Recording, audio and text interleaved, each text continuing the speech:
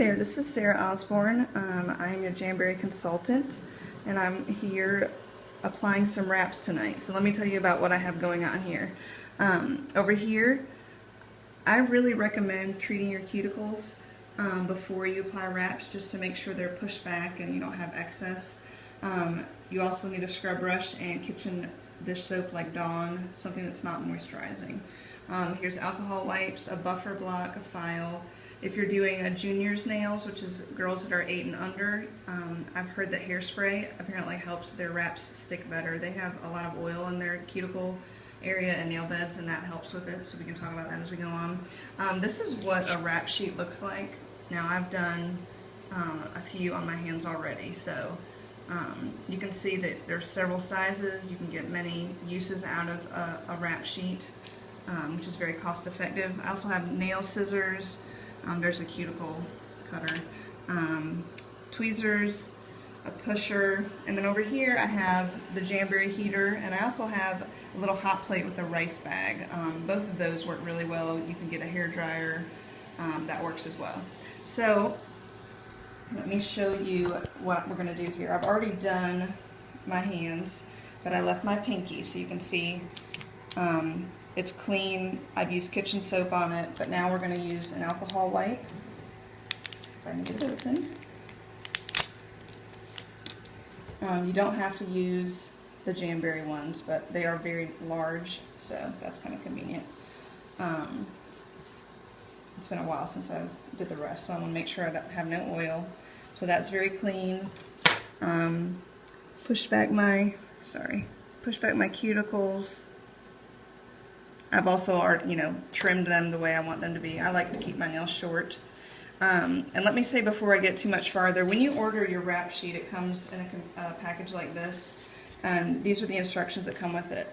I actually don't like those instructions. I think depending on the finish you have on your nail wrap, like metallic or glitter, you might want to try this, but for most wraps, this is the cold application, and I think it's a lot easier. The more you do this, the better you'll get at sizing, but I already know that my pinky is this littlest one down here. And so let me show you what I do. You use the tweezers to pick it up. You never want to touch your skin, like your fingertips on the back of these, okay? So I'm just going to hold this like this so that I can cut off what I want. Now I can save these extra pieces right here for like doing toes and things like that later if I want to. So there you have it. I use my tweezers because I do not want to get any excess grease on there, and I'm going to do alcohol swab again. Really, you can't do the alcohol on your nails too much while you're doing this. You want them very dried out. Okay, so I like to use the tweezers to initially get them on there, but then if you cut them a little bit, see how mine hangs off the tip, then I can touch up here. I'm just not touching the part that's actually touching my nail bed, and I'm making sure that it's not touching any of my cuticle or skin. And I think I did it perfect this time, but if you get it on there and it's not straight or it's touching cuticle or skin, then all you have to do is peel it right up like you would a sticker. Again, you're not going to touch it with your fingertips at all, but up here is where you'd pull it, kind of, okay? So, got a pretty good fit on there the first time, which is awesome when that happens. And now, I'm just trimming a little excess. You can see there's still extra hanging off. So now what you do is, when you have the little heater, it's convenient to just move it around as needed. So I'm just heating, just takes a few seconds, and then I'm getting my cuticle pusher, and it's hard to do at this angle, but I am pushing. If you have really rounded nails or it's not laying flat, starting kind of at the bottom here and then working your way up is helpful. But if you're going to have any problems with getting a good seal, it's going to be here by your skin, and then of course at the tips as well. So And I'm just going to let that get a little bit hot again and just keep pressing it down. It's the heat and the pressure combination that's going to do this for you, okay? All right. Now, normally you let that cool for quite some time before you finish your nail, but my other pinky is finished. So it's been resting for a while. It's not hot anymore. And let me scoot this back. So when you are going to file your tips, you are going to kind of have an angle like this, and you're going to move down. You are not going to go up. You're not going to go to the side. And they say that slow and long is the best. So this is kind of what it looks like when I do it. Sorry, the angle is really hard for me with my phone video. So I'm not like going super fast. It's not a marathon. Let me get it going a little bit more here and then show you. I don't know if you can tell. Let's see. It's starting to kind of come away. And so you just do this. Now if you have very, very short nails, like you're a nail biter and it's your first time, like it's going to take a while.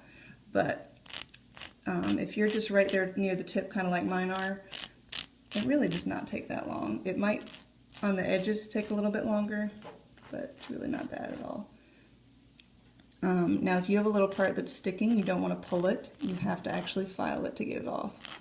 So that part can be a little bit tricky. But I think we got it. And then just to make sure that it's set, you're going to apply heat again. And I'm going to show you a little trick. Sorry, my camera is terrible here. Let's see if I can. Okay. So the trick is using a sandwich baggie. And you put your hand in it and pull it really tight like this. And then you just hold it up to heat. And what this does is it applies the pressure and the heat evenly. Just to make sure your seal is good there. Okay. And so then once you've done that a few seconds, you're just going to press. Okay. And as you can see, I'm done. This is Wild Fields and Orchid.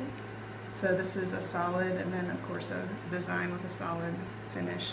I really like how that all goes well together. You do not want to submerge your nail wraps in water for 2 hours after you've done it, but other than that, you can go about folding laundry and cooking dinner and playing with kids, all those things. You're really going to be surprised at the convenience of this. Like I've done, you know, one hand and then gone and made dinner and then came back to it and filed it, you know, so you just have a lot of options. But with some patience and practice, you're going to get better and better every time. And with the hairspray, with the Jamberry Juniors, you follow all the steps. So you scrub, I would do cuticles first, scrub with kitchen soap, buff your nail, file if you want to shape it at all. Then you use the alcohol wipe or cotton ball, and then you spray this on the nail and let that dry, and then you apply the wrap as normal. And once I've worked with that some, I'll make another video of myself doing my daughter's. But that is how I apply my wraps. If you have any questions, let me know. But I'm very pleased with them. I hope you are too.